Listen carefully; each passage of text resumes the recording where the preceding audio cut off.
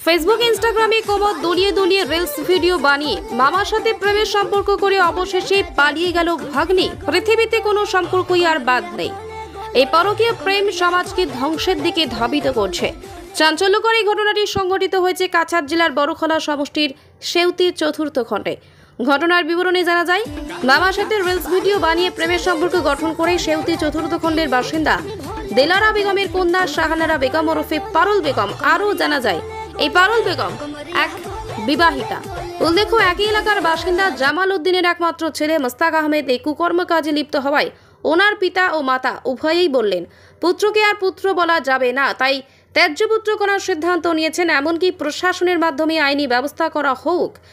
উনি আরও বললেন, পুত্রকে ভবিষ্যতের জন্য নিজের বাবা পরিচয় থেকে বঞ্চিত রাখবেন, এমনকি ভিটে মাটি সম্পত্তি থেকে বঞ্চিত রাখবেন বলে জানিয়েছেন তিনি। উনি জানিয়েছেন, পারুল বেগম এবং ওনার ছেলে মোস্তাক আহমেদের অবৈধ সম্পর্ক দিলারা বেগমের সম্পূর্ণ জানা। এমনকি শাহানারা বেগম ওরফে পারুল ইন্টারনেট জগতে ভিডিও বানিয়ে মামাকে পাগল বানিয়েছে। ভাগ্নের কোমর দুলানোর ডান্স দেখে মামার আর সহ্য হয় না, তাই না ভাগ্নের প্রেমে হাবুডুবু খেয়ে ভাগ্নিকে নিয়ে সম্পর্কের বেদ বিচার না করে পাখির মতো দিয়েছেন উড়াল। Bureau report, Barak news. আপনার ছেলে কিতা কুকর্ম করছে? আমার ছেলে কুকর্ম করছে, বাঘ নিয়ে মামারে লিয়ে গেছে গিয়া। এই কারণে আমি মোটামুটি দেশে মুলকে বাড়িয়ে করে মুখ দেখাম পাই। এই মায় বাইনটা লাগাইয়া আমার ছেলেটারে খালকি ইশারা দি নিছে। ফুড়ির মায় ফুড়ির মায় আমার ছেলেটারে খালি ইশারা দি যাচ্ছে কি নিছে নিয়া তার ফুড়ি মামার লোকে দিলেছে। তার বোন তাই বাই সম্পর্ক লাগে আমার ফুয়া, কিন্তু আমার ফুয়াটা তার ফুড়ি লোক দিলেছে। তারা এখন খুঁজেছেন জানেন আপনি? ওটা সঠিক আমি করতাম পারি না। এই ব্যাপারে আপনি কিতা কইতে চাইবেন? আমি এই ব্যাপারে কিচ্ছু জানি না। খালি কালকে তার আগে মানে সরকারও গিয়া ত্যায্যপত্র করতাম থানে জিন্দিগি টানে আমার ফুয়া বলিয়া আমি প্রমাণ করতাম না। একবারে ত্যায্যপত্র করে দিতাম।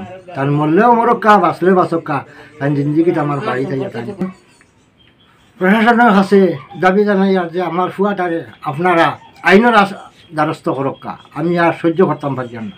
আমি বহুত দুঃখিত মানুষ। কুকর্ম কারণে আমি গাঁও দেশত মুখ যাইতে পারলাম না।